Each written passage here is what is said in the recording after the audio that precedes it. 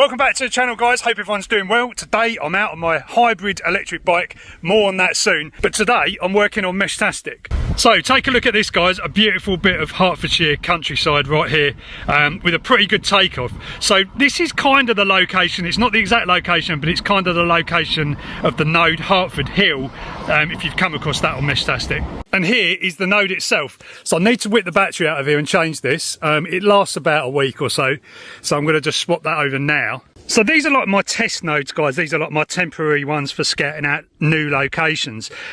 So very, very small. It runs on a 21600 battery and just super compact. It's got a Raspberry Pi Pico in here, and I've got a little method of swapping the batteries out on these little cases, which doesn't make it too much hassle. But ultimately, I want to have more of a permanent solution for this location because it's turning out to be quite a pivotal node in this area, I think. So this is what's inside the box, just the Raspberry Pi Pico, obviously 21700. These are 5 amp hour cells, so they last quite a while, but this node is quite busy, so it isn't lasting as long as I thought. As I say, about 5 days, 6, 7, maybe a week if you're lucky, but it still runs for quite a while. So I'm just going to unplug this battery and put in the fully charged one. So just sealing the box back up, just some weatherproof tape. I've got to pop all these sides down, and then I've got self-amalgamating tape on the antenna because that never comes off, and that is it. It's basically done, so I can just put it back up and off it goes for another week.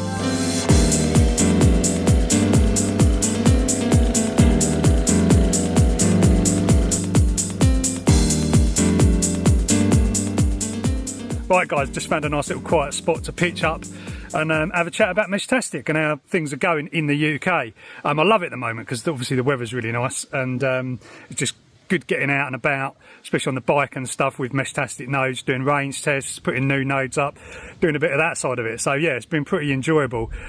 So on the topic of the network, so obviously we changed over to medium fast. A few of us, quite a lot of us, changed over to medium fast to do a little test to see, you know, if it made any difference with, you know, the traffic. Obviously medium fast goes a bit faster, data rate, that sort of thing. So you'd expect, you know, it to free congestion a bit. Actually what we found was medium fast kind of, if you didn't see the last video, it kind of really hampered range, and it, you know, a lot of people weren't seeing nodes in their node list and all that sort of stuff. So we've kind of gone back to long fast now, and it's actually been working really well. Since the latest firmware, I think it's 2.3, one of the later ones of 2.3, the later versions of 2.3 firmware. Maybe it's like 1.6 or so, I can't remember. It moves so quick. So I think we're on 2.4 now, and there's been a couple of iterations of that. But basically the later end of 2.3 and going into 2.4 they seem to be a lot better for messaging. You know, you're never going to solve this problem with, you know, the mesh kind of not functioning, you know, as well as it could in some scenarios. But what I've found is, since putting the omnidirectional antenna that I've got up, and having that, obviously, you know, I've always not run any length of coax. I've always had the node right at the top with the antenna, but I've kind of got it about another metre higher now in the tree outside, and it's definitely pulling in some signals, definitely pulling in a lot more signals than it did. And it's meant that I've got a stronger link to, there's a couple of stations that I've got a really strong link to. Now, this is what I want to come on to kind of talking about, because people kind of think, oh, you know, get a node, stick it in your window and turn it on and all's going to be good.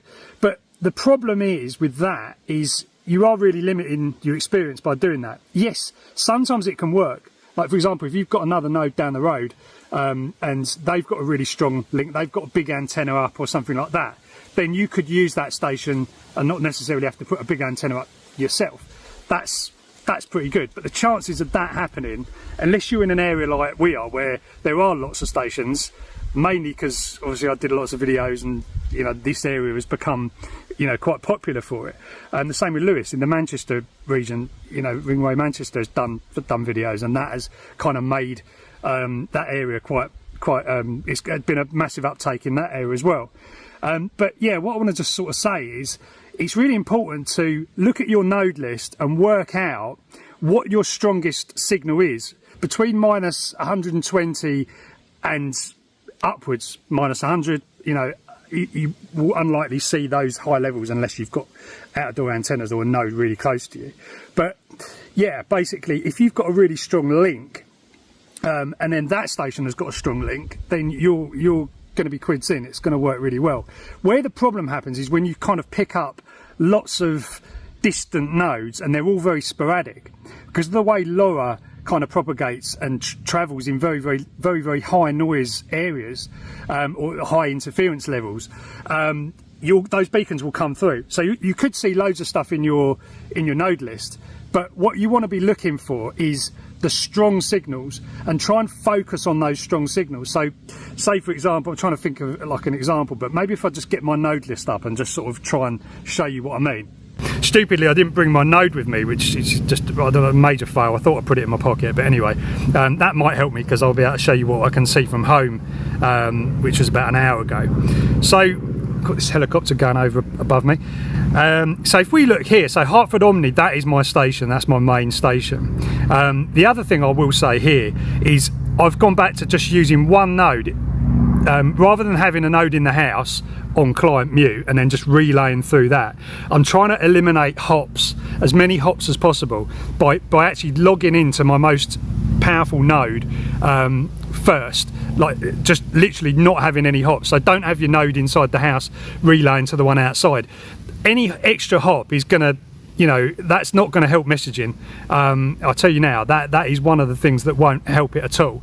So just if you can, you know, even like this Hartford Omnis, this is connected by Wi-Fi to my home network, so I can just sit inside and just use this Hartford Omni station. So that's a good thing to bear in mind. Just, you know, log into the node that's got the best aerial directly if you can. So next up, look here, see, I always talk about this Axel F station, which is always really good. Now you can see here, he or she or whoever is minus 116. That's very strong to me, and it's 17 kilometers away. The signal to noise is reasonably low as well. So that's a really good station to sort of link through. Now you can't choose who you link through, obviously, but if you do have a strong signal between you and say this station here, then what's going to happen is the packets are going to get through to this station pretty much 90% of the time, and so anyone that can also see this station at very similar levels here will also get messages coming through pretty reliably. Okay, so that's that. I can use this station here to talk to stations 17 kilometers in, you know, other stations in the radius of this Axel 868. They're going to be pretty strong, and it's proven. I can message these guys in this area, which happens to be St Albans, pretty reliably. Now going down the list, see, look, we've got here like Bounds Green, hops away too. So he's obviously coming from, you know, coming through a couple of links. That's not going to be very reliable at all, I can say that, because unless each of these hops are really reliable, then, you know, I'm not going to be able to do much with this station here. Now that's not always going to be true, but what you want to be looking at is when did you last see that station. If that last station is saying like, you know, 1 hour, 2 hours, 3 hours, something like that, then, and those hops away are saying like 2, 3, 4, 5, then that's going to be a sporadic station. You're unlikely to be able to message them directly or do anything really. Same with all these ones. Hops away 3, obviously that's one of my stations at home. That's say minus 45, so it's very close. Another one, Cheshunt Mobile, hops away 4. You know, they may catch stray messages when you send something out on long fast or whatever. They may get the message, they may not. It's going to be pretty kind of unreliable. But other ones like this one here, you know, minus 115, I could probably message him. I keep saying he, it could be anyone, but they are most likely to get a message because their RSSI, the RSSI is pretty low there, or pretty strong. The signal is pretty strong. You know, another interesting thing here is this station here, Hoddesdon. This is my parents' house. There's a massive great hill between my parents and me, but now, because I've actually kind of got quite a strong link between me and there's a station in Roydon, I get one hop between them, and that is actually working pretty well at the moment, just on one hop. So one hop seems to work kind of okay, but you know, don't any more than that, you might be unlucky. So other than that, we've got loads of stations here. See, there's Royden there.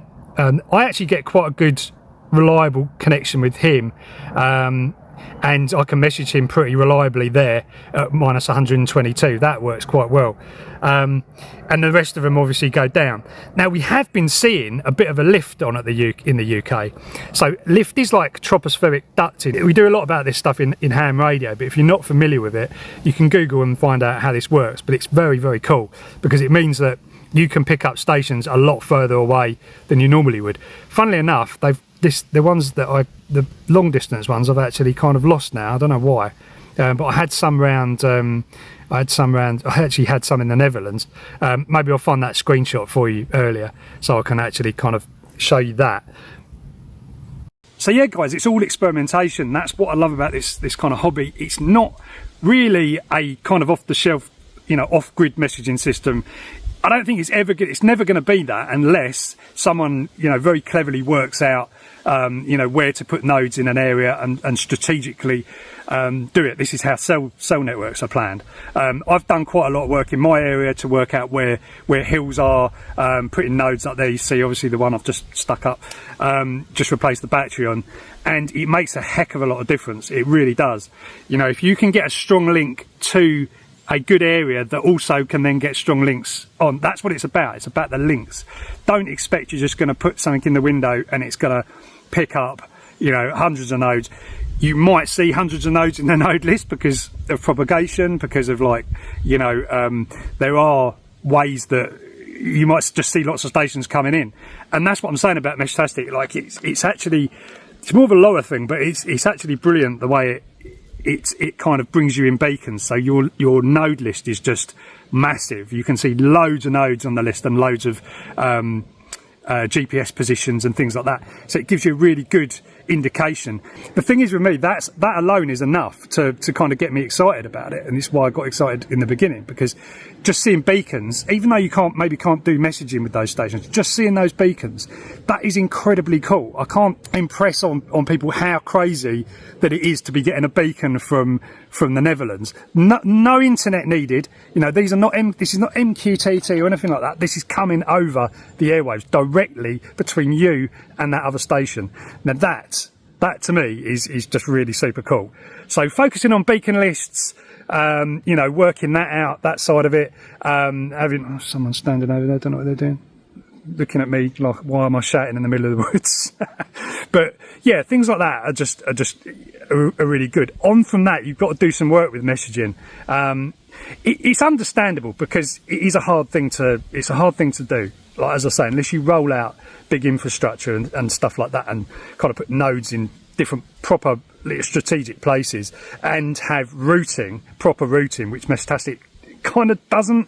It's a bit of a free-for-all, like flood routing, but it does actually work, and it's starting to work better. And with that, I think I'll leave it on this one because I've waffled on enough. Just wanted to give a little catch up and update, especially mention like this propagation stuff that's been happening recently. It's been crazy. We've seen like 300 kilometre ranges and all that sort of stuff. So yeah, guys, have fun with it. Join us on our Discords. We've got 2 Discords kind of, running at the moment simultaneously, and lots of the same community are dotting backwards and forwards. So empowered247.com, and I'll leave the link to that Discord.